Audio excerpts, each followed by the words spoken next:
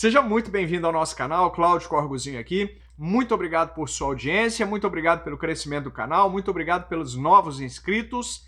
E no vídeo de hoje nós vamos dar continuidade ao estudo do livro Antifrágil. E nós estamos no capítulo 8, nós vamos dar um salto para o capítulo 8 e nós vamos falar sobre a previsão como fruto da modernidade. É um livro muito bom e esse capítulo em especial eu gosto bastante, porque nós vivemos num mundo de gurus. E se tem uma coisa que guru gosta de fazer, é previsão de futuro. Você já parou para pensar nisso? Quantas pessoas que você conhece que elas são ou estão muito projetadas em determinado nicho, determinada área, e pelo fato da projeção que elas têm, me parece que elas se sentem meio que obrigadas a dar projeções, a falar sobre situações futuras, sobre como que o mercado vai se comportar em determinado momento, em determinada situação.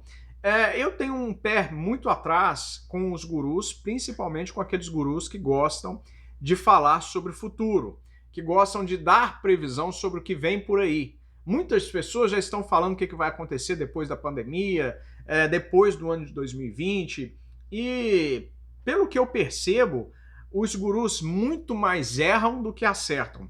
Porque, na verdade, é impossível nós projetarmos uma situação, porque o mundo é muito dinâmico.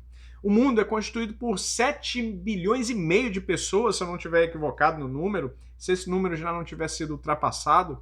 Então é muito difícil falar sobre o que vai acontecer quando você tem tantas variáveis acontecendo ao mesmo tempo. Já parou para pensar sobre isso? Então, no capítulo 8, nós discutimos sobre essa questão da previsibilidade do futuro e como que nós devemos lidar com ela para que nós não sejamos pegos numa situação de fragilidade diante de tantos acontecimentos diferentes que podem acontecer. Presta atenção e acompanha comigo a leitura se você tem o livro. Vamos lá. Mais uma vez, capítulo 8, a previsão como fruto da modernidade. E diz assim o primeiro parágrafo. No outono de 2009, eu estava na Coreia, acompanhado por um grupo de figurões de terno e gravata. A uma mesa redonda sentou-se um homem chamado Takatoshi Kato, então diretor adjunto de uma poderosa instituição internacional. Perante o painel de discussões, ele fez uma rápida apresentação em PowerPoint, mostrando suas projeções econômicas e as de seu departamento para 2010, 2011, 12, 13 e 14. Olha que interessante. Isso aconteceu poucos dias antes de eu decidir levar meu pensamento, falar devagar e em tom sacerdotal, tentando deixar as pessoas envergonhadas ao invés de insultá-las. Ao ouvir a apresentação de Kato, não consegui me controlar e tive um surto de raiva diante de 2.000 coreanos. Fiquei tão irritado que quase comecei a gritar em francês, esquecendo-me de que estava na Coreia. Corri para o microfone e disse que da próxima vez que alguém de terno e gravata apresentasse projeções para o futuro, o público deveria pedir para ver as projeções feitas por aquele sujeito no passado. Neste caso, o que ele havia previsto para 2008, 2009, os anos de crise, você deve se lembrar da crise de 2008, 2 a 5 anos antes, isto é, em 2004, 2005, 2006 e 2007. O público então constataria que o altamente venerável Kato-san e seus colegas não eram, para dizer o mínimo, muito bons no negócio de precognição. E não é apenas o Sr. Kato. Nosso desempenho em calcular acontecimentos raros, e é aqui que entra, eu acho que o cerne do capítulo 8, presta atenção. Não é apenas o Sr. Kato. Nosso desempenho em calcular acontecimentos raros e significativos na política e na economia não está próximo de zero. Ele é zero. Eu improvisei ali mesmo minha solução. Não podemos colocar todos os falsos prognosticadores na cadeia. Não podemos impedir as pessoas de exigirem previsões. Não podemos dizer às pessoas para não contratar o próximo sujeito que fizer promessas sobre o futuro. Tudo o que quero é viver em um mundo em que as previsões, como estas do Sr. Kato, não nos prejudiquem. E este mundo tem um atributo único, a robustez. A ideia de propor a tríade nasceu naquele momento, como resposta à minha frustração. Qual é essa tríade? Fragilidade, robustez e antifragilidade, como um substituto para os métodos preditivos. Vou colocar o meu tablet aqui e eu quero discutir com você sobre previsibilidade das coisas, previsibilidade do futuro. Tem muitas pessoas que, ao chegar ao final do ano, olham para o ano seguinte, para o ano que está se descortinando, e tentam imaginar como esse ano será. Na verdade, fazer esse exercício de imaginação, tentar prever o que é que vai acontecer 5 minutos depois, já é algo muito complicado. Agora imagina tentar prever algo para um ano inteiro à sua frente. Se você é o tipo de pessoa que corre atrás dessas previsões, que acredita nessas previsões, você pode ter certeza que na maioria das vezes elas vão falhar. Sabe por quê? Porque é simplesmente impossível controlar todos os elementos que rodeiam, todos os elementos que norteiam uma situação. E assim, quando nós tentamos fazer esse exercício, nós queremos, na verdade, entrar numa zona de conforto, onde nós podendo já saber adiantados o que é que vai acontecer daqui um mês, daqui 6 meses, daqui um ano, nós entramos nessa zona de conforto e ali ficamos. E o que acontece é que quando as coisas começam a acontecer diferente daquilo que foi previsto, as pessoas elas simplesmente não sabem como reagir. Por que elas não sabem como reagir? Porque elas são frágeis. Pessoas que procuram previsão do tempo, pessoas que procuram a previsão dos astros, que confiam em essas questões de signos e tudo. Não, olha só, não tô criticando essas pessoas. Se você se sente confortável com isso, continue fazendo essas pesquisas, continue buscando algo que te dê segurança, mas na verdade isso mostra que pessoas que buscam esse tipo de informação são pessoas frágeis, são pessoas que tentam o tempo todo controlar o mundo, controlar as coisas que lhe rodeiam, mas na grande maioria das vezes são pessoas que se frustram bastante, porque quando elas se sentam e quando elas começam a analisar os fatos passados, elas chegam à terrível conclusão de que nunca elas tiveram controle sobre nada. Nada que elas tinham na mão lhes pertencia de verdade. Sabe por quê?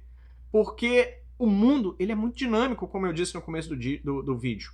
O mundo ele corre numa velocidade que nós não podemos acompanhar. Nós temos uma falsa sensação de segurança, mas quando nós observamos, quando nós saímos da porta da nossa casa para fora, nós observamos que a partir daquele momento qualquer coisa pode acontecer. Nem dentro de casa nós temos o controle sobre todas as coisas. Ou seja, quantas vezes você já ouviu falar de pessoas que tiveram terríveis acidentes dentro da própria casa, comendo? A pessoa está comendo, de repente se engasga e tem que ir correndo para o hospital. Pessoas que passam por situações tomando banho, escorregam no chuveiro, caem dentro do chuveiro, tomando banho. E dentro da nossa casa nós temos essa sensação de segurança, de conforto, de estarmos dentro de uma fortaleza. Enquanto, na verdade, tudo isso é simplesmente uma criação mental, porque nós não temos absolutamente controle de nada do que acontece. Eu desafio, por exemplo, as pessoas que fizeram previsões para o ano de 2020. As pessoas que olharam para 2020 e disseram vai ser um ano tremendo, onde muitas coisas vão acontecer, muitas coisas positivas vão acontecer, muitos negócios vão ser fechados, muitos negócios vão acontecer, muitas novas empresas vão aparecer no mercado, empresas de tecnologia, empresas de engenharia, empresas de advocacia. Quantos sonhos foram projetados em cima do ano de 2020 e olha só o que está acontecendo. Já parou para pensar sobre isso? Quero dizer para você o seguinte, para você que gosta de prever o futuro, para você que confia nessas previsões, para você que confia que os gurus eles estão sempre certos, começa a analisar, começa a seguir um determinado guru, analisa o que ele diz para o ano seguinte e daí 2, 3 anos volta naquele guru, naquilo que ele disse para o ano seguinte, ao tempo da análise, e analisa o que foi dito e o que aconteceu, para você ver qual é o percentual de acerto desses gurus. Quando um guru faz uma previsão e essa previsão acontece, essa previsão de fato se realiza, nada mais, nada menos é do que pura e simples sorte, coincidência. Então, As estatísticas mostram determinada situação, determinado movimento, mas quando a gente vai para a prática, a gente vê que na maioria das vezes, esmagadora maioria, não acontece daquele jeito. Quero dizer para você o seguinte: fuja desse tipo de guru. Fuja desses gurus que tentam mostrar um futuro que nem ele mesmo tem por certo. Ele imagina aquilo. O guru, ele é um jogador. Ele é um cara da aposta. Ele faz uma aposta num futuro que, se eventualmente acontecer, vai projetar o nome dele, vai projetar a sua pessoa. E, na verdade, as pessoas que trabalham com projeções, são pessoas que têm um ego muito alto e a única coisa que elas querem é ser vistas, elas querem ser respeitadas por aquilo que elas dizem. Mas, e quando não acontece? Quando não acontece, o guru sempre tem também uma saída, um escape, porque ele sabe que são tantas as variáveis acontecendo ao mesmo tempo, que ele sempre vai ter um ou outro motivo de desculpa para dizer ou para justificar a motivação pelo qual toda a previsão que ele fez não aconteceu, não funcionou exatamente daquela maneira. Ele sempre vai conseguir uma saída pela tangente. Então, para você que gosta desse tipo de previsão, desse tipo de guru, eu digo o seguinte: leia o livro Antifragilidade, para que você se torne uma pessoa muito mais robusta, uma pessoa preparada para ultrapassar, para superar desafios. Seja uma pessoa antifrágil, porque a única pessoa que vai ganhar com isso é você mesmo. Espero que você tenha gostado da mensagem do vídeo de hoje. Leia esse livro. Estou deixando aqui embaixo os links para você adquirir a sua cópia. Esse livro precisa estar na sua biblioteca. Precisa estar à mão para você consultar de vez em quando, para você relembrar tudo que esse livro ensina, porque eu tenho certeza que esse livro vai trazer muito valor para a sua vida enquanto empreendedor, enquanto uma pessoa que está procurando cada vez mais se tornar mais forte, mais robusta diante de um mundo cada vez mais frágil. Espero que você tenha gostado desse vídeo de hoje. Se gostou, se inscreva no canal, ative as notificações, compartilhe com as pessoas que você gosta, porque eu tenho certeza que esse vídeo vai ajudar bastante. Um grande abraço, nos vemos no próximo vídeo e muito obrigado.